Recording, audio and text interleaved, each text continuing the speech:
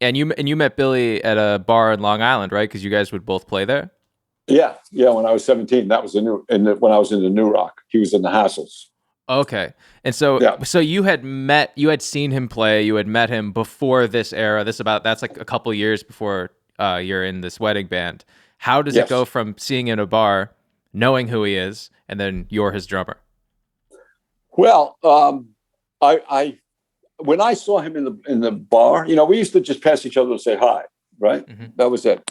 But one night, I was into the band Traffic.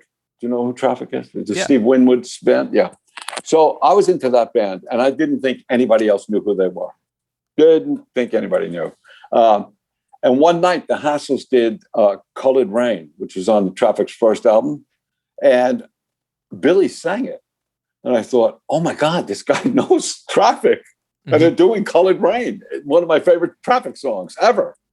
So I thought that this guy was really good. Now, when his albums came out, now he had out Piano Man and Street Life Serenade when I went to do the audition, Hmm. you know. And I remember being downstairs. Now, in that time between the New Rock and when I auditioned for Billy, I really got into what's now old school R&B, like Aretha Franklin, Sam and Dave, all that kind of stuff. Roger Hawkins, who just passed away now, I was copying him, playing with Hal Blaine, that kind of stuff. And I was practicing Billy's songs downstairs from the Piano Man album and the Street Life album. And my mother loved R&B too. She came downstairs and she just looked at me and goes, "Oh, you're going to play with this guy?"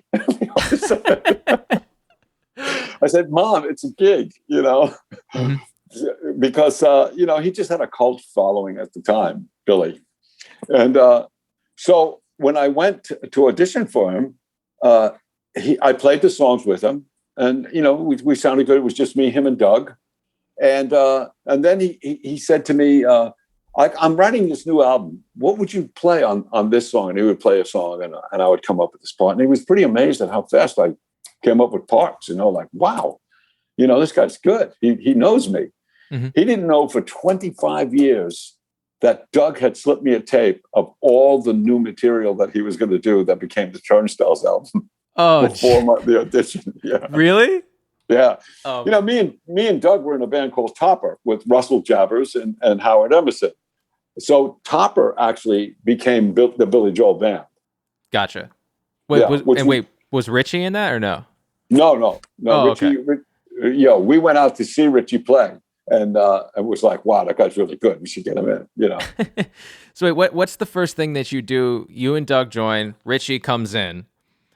Is Turnstiles the first project that you directly work on altogether, or did you tour before that? No. Oh no. Doug was touring on the Street Life Serenade album. He was Hmm. touring for that album. That's when Topper kind of fell apart. Me and Russell was still hanging out, trying a new bass player. Didn't work out. So it was a year that Doug was out on the road, and he would call me and he would tell me the progress. I'm talking to Billy about you, and because Billy wants to move back to New York and he wants a new drummer, wants a New York style drummer, and I told him, you know who the guy is, man. You know who Liberty is. You met him.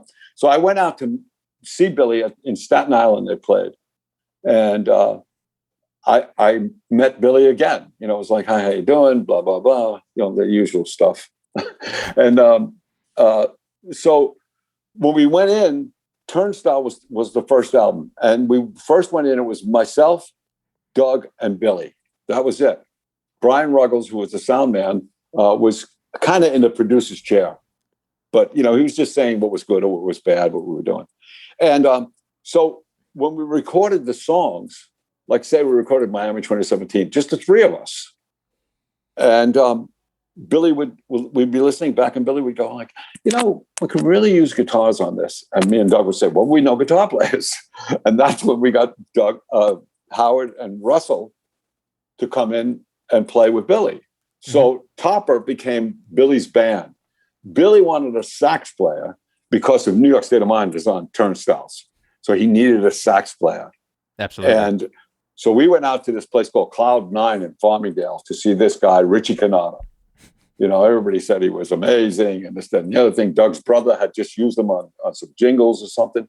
And we saw him. We thought, oh, this guy's really good. He came into the studio when we were doing Angry Young Man. And he's like going like, what am I going to do in this band? You know? And then Billy played in New York State of Mind and said, I want you to play sax on this. And that was it, man. You know, the hardest thing to be in a band is to have your personality match with the other guys, you know? And Richie fit it like a glove. It was amazing. It was like, you know, we all came from Long Island. We all grew up the same way. Our parents worked hard to give us a great life. And, you know, so we had made these great jokes. We always laughed. Like we would go and stay at a Holiday Inn, you know, or something like that. And we'd all pull into the Holiday Inn and then go meet by the pool.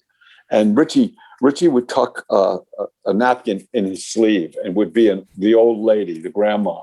And that would be the cousin that's coming to visit Billy. And we'd be like, you know, Billy, it's amazing what you did out here. This is unbelievable. And Richie would take the napkin out. Oh, it's so nice. And Billy would be like, you guys got to move out of the city, man. Come on, come out of the country.